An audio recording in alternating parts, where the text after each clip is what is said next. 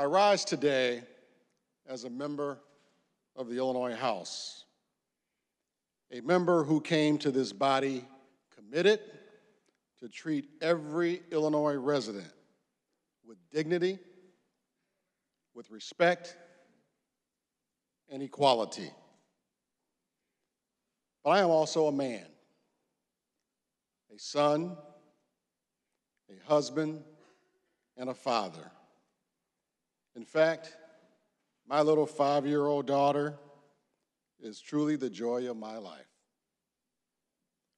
For me, the RHA says to my wife and my daughter that they are equal, not just in the confines of my family. The RHA makes it clear that my wife and my daughter are equal in the eyes of the law, that their health care should be treated just as that, health care.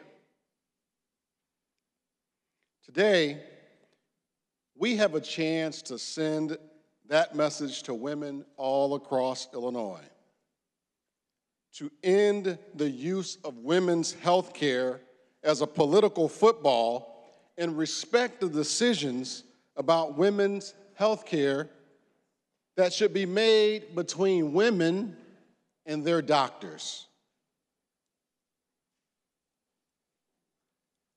As I speak, I am conscious of the reality that I am a man participating in this discussion. And this matters, because it is men all across this country right now who are actively participating in this discussion.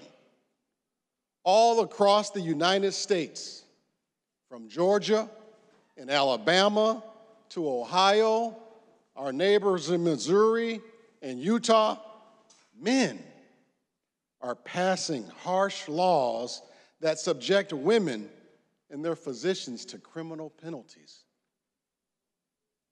Criminal penalties. Think about that, men. We go to our doctors all the time, and the decisions we make, we don't face criminal penalties. But Alabama says a woman could face a felony charge for making a health decision, for seeking and providing health care. As a man and a legislator who makes policy, I reject that view.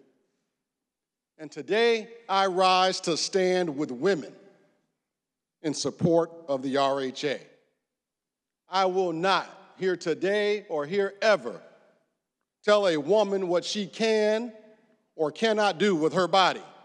That is not my place or any man in this room.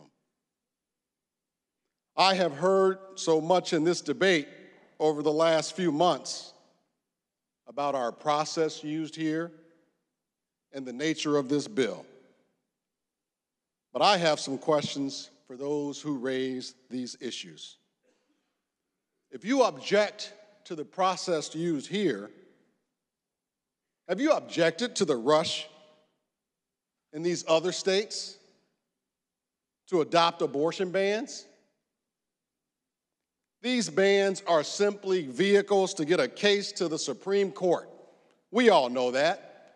Their one goal is to overturn Roe versus Wade. Have you objected to that process? And if you think that this bill goes too far, who do you want to send to prison when women seek health care?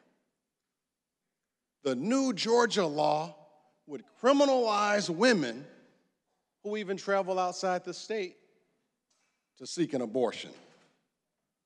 Is that really what we want here in Illinois?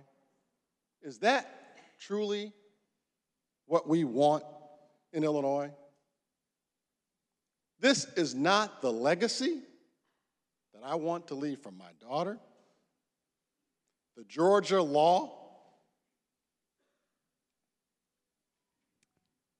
Representative, you've run out of time, but please bring your remarks to a close. Thank you, Madam Speaker. The Georgia law is not the type of law that I want for my wife, and this is not the type of law that I want for women in Illinois. I stand here today, and I proudly support the Reproductive Health